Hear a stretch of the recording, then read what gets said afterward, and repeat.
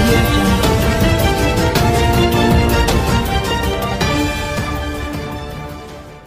అధ్యక్ష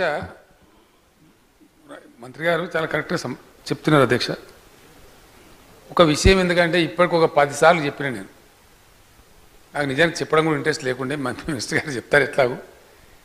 బీజేపీలు అన్నారు 22 ఎన్ని రాష్ట్రాలు 22 అయితే 21 రాష్ట్రాలు పరిపాలించే పార్టీ అధ్యక్ష, దేశాన్ని కూడా పరిపాలిస్తున్న పార్టీ. అప్పులు చేస్తున్నది మీరు మాట్లాడుతున్నాం. ఇప్పటికే నేను చాలాసార్లు చెప్పిన, మా పరిమితికి లోబడి మన కిషన్ రెడ్డి గారు మాట్లాడారు, మళ్ళీ పాడిందే పాట అన్నట్టు లక్ష్మణ్ గారు కూడా మాట్లాడారు. నేను విన్నా, నీకు లోపలేను కానీ విన్నా. ఎట్లుందంటే అధ్యక్ష, వీళ్ళు బీజేపీ పరిపాలన చేసే రాష్ట్రం ఏదైనా అప్పు తీసుకోకుండా ఉందా? ఉంటుందా? జరుగుతుందా? మార్కెట్ బారోయింగ్స్ అనేది ఇట్స్ పార్ట్ ఆఫ్ బడ్జెట్ యొక్క భాగం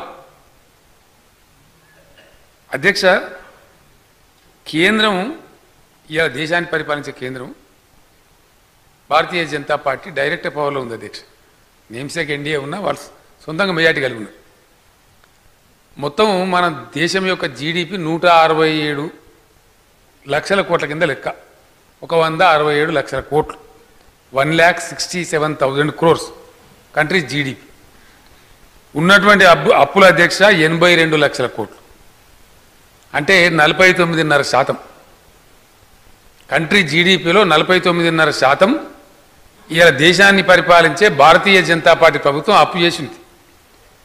గత 3 సంవత్సరాలలో మోడీ గారి ప్రభుత్వం తీసుకున్న అప్పుల అధ్యక్ష 2016-17లో 5,35,618 crores, 2017-18లో 5,94,849 crores, 2018-19లో 6,24,276 కోట్లు. ప్రతి సంవత్సరం, ఇప్పుడు ఈ సంవత్సరం మొన్న ఇప్పుడు అక్కడ కూడా జరుగుతూ ఉంది బడ్జెట్ సెషన్. ఆర్థిక మంత్రి జైట్లీ గారు బడ్జెట్లో చెప్పిన చెప్పుడు ఇది నా కవిత్వం కాదు, నేను చెప్పే ఫిగర్స్ కాదు. మీరు కూడా బడ్జెట్ గవర్నమెంట్ ఆఫ్ ఇండియాని కొడితే దానిలో వస్తే చూసుకోవచ్చు. ఈ సంవత్సరం మన కేంద్ర ప్రభుత్వం చెల్లించే అప్పు డెట్ సర్వీస్ ఈజ్ 8,76,000 crores, 8,76,000 కోట్లు. ఇది అప్పు అధ్యక్ష. సెంటర్ 49.5% జిఎస్డిపికి 49.5% అప్పున్నది. బట్ వేరే తెలంగాణ స్టేట్ జిఎస్డిపికి, అక్కడ వాళ్ళ జీడిపిలో 49.5% వాళ్ళు ఉన్నారు, మన జిఎస్డిపిలో 21% తెలంగాణ ఉన్నాం అధ్యక్ష. అది కూడా కేంద్ర ప్రభుత్వమే తెచ్చినటువంటి ఉదయ్ పథకం, అదో 9,000 కోట్లు మా మీద పడ్డది. మేము తీసుకున్న అప్పు కాదు, కేంద్రం తెచ్చిన స్కీమ్లో భాగంగా డిస్కామ్ల కోసం ఒక 9,000 crores ఆ సెంట్రల్ పాలసీ ప్రకారంగా మా మీద పడ్డది. అది కలిపితే ఇది, లేకపోతే 19% దాటలే.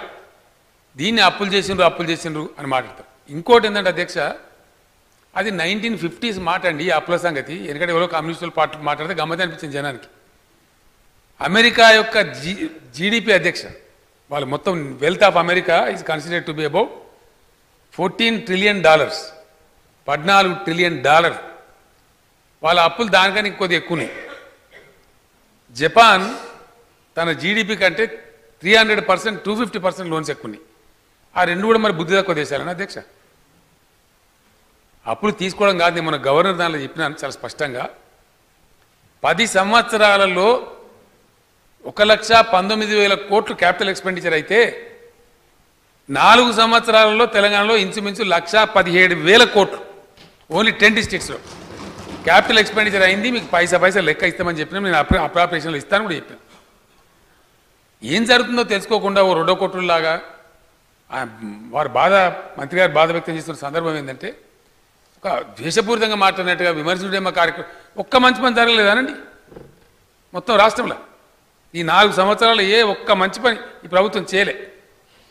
మీకు ఇరిగేషన్ ప్రాజెక్టులు కనిపించాయి, ఇవి కనిపించాయి, మిషన్ భగీరథ కనిపిస్తే వక్రం కనపడుతుంది, ఏది కనపడదు. పేదల సంక్షేమం కనపడదు. ఉన్నాయండి ఎక్కడన్నా రెసిడెన్షియల్ స్కూల్ ఇన్ని ఉన్నాయా? ఇన్ని హాస్టల్ ఉన్నాయా ఇండియాలో ఎక్కడన్నా?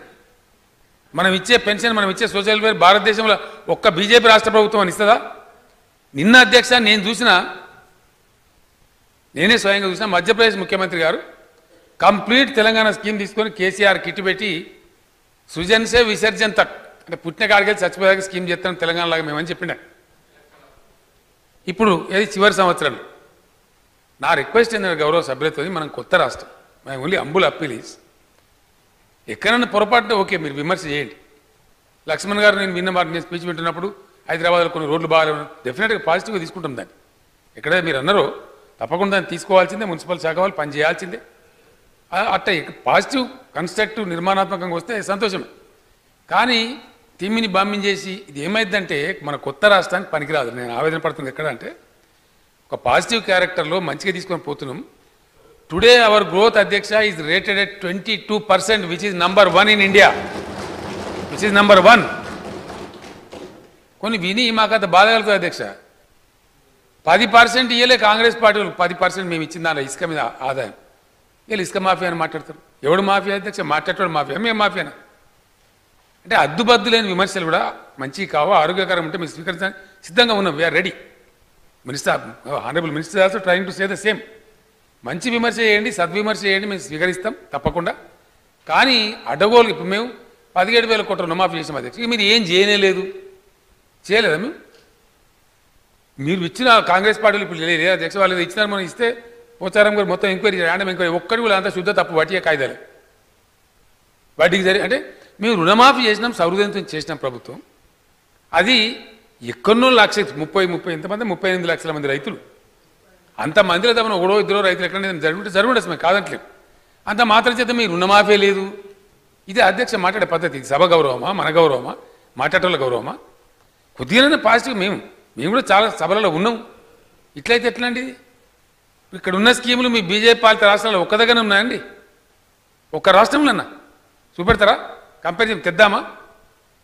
నేను అనేది ఏంటంటే ఎవరికి ఉండే పరిస్థితులు వాళ్ళకు ఉంటాయి, ఎవరి పరిమితులు వాళ్ళకు ఉంటాయి, ఎవరి లిమిట్స్ వాళ్ళకు ఉంటాయి, ఏ రాష్ట్ర ఆదాయం దానికి ఉంటుంది. అదృష్టం కొద్దీ మన తెలంగాణకు ఉద్యమ సందర్భంలో మీరు మాట్లాడి మేము మాట్లాడి అందరం మాట్లాడినాం. మనకు బాగా చాలా చక్కగా ఆదాయం ఉన్నది. డెఫినెట్గా అద్భుతమైన పద్ధతులు పోతున్నాం అధ్యక్ష. 22% గ్రోత్ వచ్చింది. ఈ 22% మీద నెక్స్ట్ ఇయర్ మళ్ళీ ఒక 15% అంటే మళ్ళీ మనం దాదాపు 15-16% గ్రోత్ అడిషనల్ యాడ్గా కాబోతోంది. ఈ పరిస్థితి ఇండియాలో ఏ రాష్ట్రానికి లేదు. నేను ఇక్కడ నిలబడి సభా మధ్యంలో నిలబడి కళ్యాణ లక్ష్మి ₹1,00,000 చేస్తామని చెప్పినాం అధ్యక్ష. ఏ ధైర్యం అధ్యక్ష? ప్రభుత్వ ఉద్యోగస్తులు మన ఇండియాలో వెల్ పెయిడ్ ఎంప్లాయీస్ ఎక్కడ ఉన్నారంటే తెలంగాణ రాష్ట్రంలో, ఇండియా మొత్తంలో సెంట్రల్ గవర్నమెంట్ ఇచ్చేదానికంటే కూడా వెల్ పెయిడ్ ఉన్నారు. కారణం ఏంటండి? ఆ ఉద్యమంలో చెప్పినాం, తమరు కూడా ఉన్నారు. మా రాష్ట్రం మాకు వస్తే కేంద్ర ప్రభుత్వ ఉద్యోగస్తుల కంటే ఎక్కువ శాలరీస్ ఇచ్చుకుంటామని చెప్పినాం. ఇచ్చుకుంటున్నాం, సంతోషం కలిగింది కాబట్టి, ఉన్నది కాబట్టి ఇచ్చుకోగలుగుతున్నాం. సంక్షేమం కూడా అట్టే పాటుపడతామని చెప్పినాం. ఇప్పుడు పీఆర్సీ మాకు ఏదో ఉద్యోగస్తుల కిలాప పీఆర్సీ మేము ఏమన్నామంటే వేస్తామో టైం ఉంది కదా, we're due for it. PRC time అయిపోలే, వేస్తాం, తప్పకుండా వేస్తాం. ఇంటీరియర్ రిలీఫ్ కూడా ఇస్తాం, దాని బడ్జెట్లో డబ్బులు కూడా పెట్టుకున్నాం. మంత్రి గారు చెప్తారు చెప్పి సమాధానంలో అన్నిటికీ భవిష్యత్తులో రాబోయే అన్నిటిని కూడా యాంటిసిపేట్ చేసి వారు కేటాయింపులు చేసినారు. కొన్ని చెప్పినారు, కొన్ని చెప్పలేదు. ఇప్పుడు రిప్లైలు చెప్తారు. నా రిక్వెస్ట్ ఒకటే అధ్యక్ష, మనం కొత్త రాష్ట్రం అయినాం. చాలాసార్లు నేను చెప్పిన let us not curse our state under the pretext of political criticism. మన రాష్ట్రానికి కొత్త రాష్ట్రానికి మనమే శాపాలు పెట్టుకోవడం మంచిది కాదు. దాని మీకు పెద్ద మైలేజ్ రాదు. యువతల మేము కూడా మాట్లాడతాం కదా, మేము చెప్పాము ఆ సమాధానం.